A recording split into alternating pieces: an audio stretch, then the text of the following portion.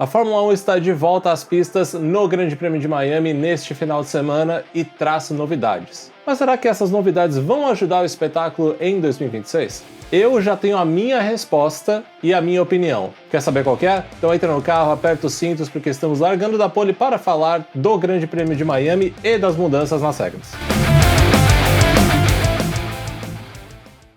Senhoras e senhores, meninos e meninas, pessoas de todas as idades. E por que eu estou fazendo esta introdução de circo? É porque a Fórmula 1 é um grande circo e nós somos os palhaços.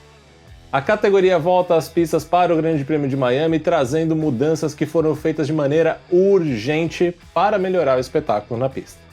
Mas, para a gente não ficar aqui naquela coisa chata de física, de quilowatts, de megajoules, de MGUK e tudo mais, eu vou trazer as mudanças de uma maneira simplificada e aí a gente vai chegar a uma conclusão.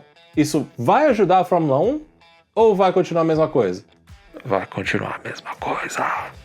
Essas mudanças vão acontecer em como as equipes utilizam a potência do motor elétrico durante a volta de classificação e também durante todas as partes da volta da corrida. A potência do motor elétrico vai ser diminuída em algumas áreas do circuito. Então teremos áreas que o motor elétrico poderá ser utilizado em sua totalidade, com toda a sua potência, e partes do circuito que essa potência será um pouco mais capada, então o carro vai acelerar um pouquinho mais devagar. E isso é para minimizar alguns acontecimentos, como por exemplo Suzuka, onde a bateria acabava antes da 130R e o piloto tinha que puxar a marcha para trás para fazer a curva mais rápida do circuito, o que não faz sentido nenhum. Ou seja, agora a bateria em alguns pontos ela vai gastar menos e em outros pontos ela vai gastar como ela gastava até o Grande Prêmio do Japão. O botão do boost também mudou. Quando o piloto apertava esse botão, ele dava a potência total do motor elétrico. E agora, no Grande Prêmio de Miami, eles vão fazer um teste para que isso seja aí quase que 1/3 da potência que era despejada antes. Na classificação, teremos aí uma mudança bem grande de como o conjunto e o motor elétrico trabalham com o motor a combustão. E aqui vão ser duas partes separadas para não ficar tão confuso.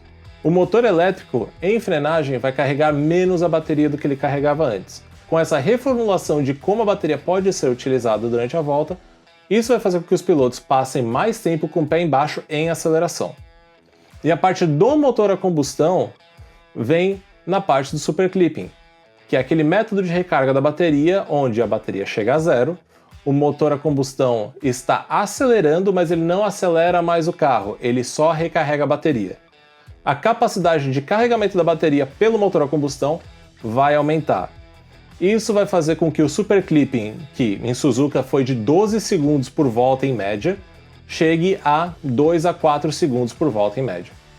Uma diminuição muito grande nesse método de carregamento da bateria que faz com que o carro perca muita velocidade no final da reta ou em longos trechos de aceleração, como acontecia próximo da 130R em Suzuka, a curva mais rápida do circuito, e o piloto tinha que puxar uma marcha para baixo.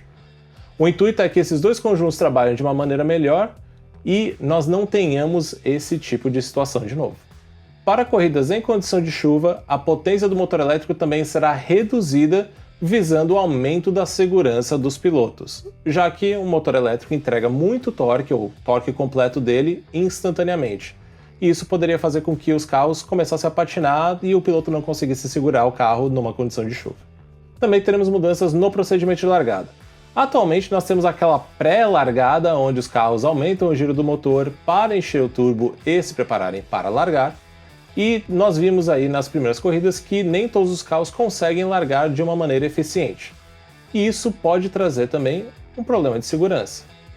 Caso um carro venha lançado e bata na traseira do carro que está quase estacionado na frente, é uma batida muito forte e pode causar lesões severas no piloto. Para que isso não aconteça ou isso seja minimizado, o motor elétrico irá atuar na largada de um carro que não conseguir largar direito. Para mim, isso aí acaba meio que com o intuito da largada, que é ver quem consegue largar melhor. Levando em conta todas essas atualizações da Fórmula 1 a partir do Grande Prêmio de Miami, será que nós vamos ter uma mudança completa na categoria? Na minha opinião, não. E eu vou explicar por quê. Acompanhe o gráfico comigo. Aqui nós temos uma simulação que, pelo portal The Race, foi feita pela McLaren, onde eles comparam a classificação da Austrália, feita pelo carro de 2025, o carro de 2026 até o Grande Prêmio do Japão e o carro de 2026 a partir do Grande Prêmio de Miami. Então aqui nós temos o carro de 2025 em azul, o de 2026 do começo do ano em laranja e o carro de 2026 a partir do Grande Prêmio de Miami em verde. Nós podemos ver que na curva 1, o carro de 2025 ele é muito mais rápido. O carro de 2026 ele é mais rápido em velocidade total, mas ele começa a cair a velocidade antes de chegar na curva ou antes de chegar no ponto de frenagem. O carro de 2026 com as regras de Miami chega até o mesmo ponto de frenagem do que o carro de 2025, mas com uma velocidade muito menor. A partir deste ponto nós vemos que os gráficos do carro de 2026 nos dois regulamentos são praticamente iguais e o de 2025 ainda é mais rápido. Até chegarmos aqui na parte de maior aceleração do circuito, que é antes do S de alta da Austrália. Nós vemos que o carro de 2025 ele começa mais lento, ele tem uma velocidade final um pouco menor, mas a partir de um certo ponto, tanto o regulamento do começo do ano quanto do regulamento que teremos a partir de agora, eles caem muito em velocidade. Ou seja, nós ainda vamos ver carros chegando no final da reta numa velocidade muito menor do que eles tinham até o ano passado. Não importa o que seja feito com essas regras para este ano. E depois disso nós vemos que nas curvas finais, o carro de 2025 e o carro de 2026 com as regras a partir de Miami têm os mesmos pontos de frenagem. Porém, o carro de 2025 é sempre mais rápido no final da reta.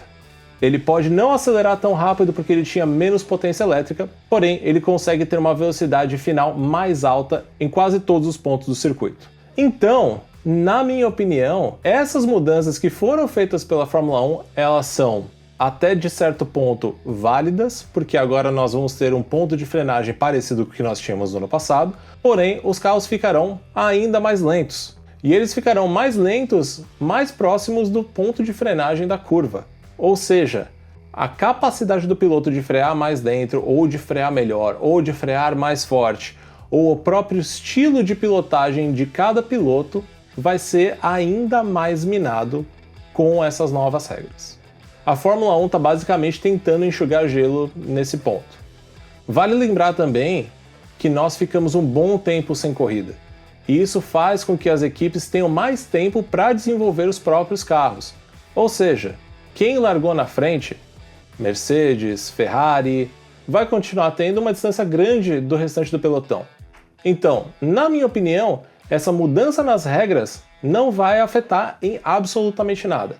Nós vamos ver as Mercedes fazendo pole e segundo lugar no Sprint Qualify, primeiro e segundo lugar no Sprint, primeiro e segundo lugar na classificação, primeiro e segundo lugar na corrida principal. A não ser que algo imprevisível aconteça.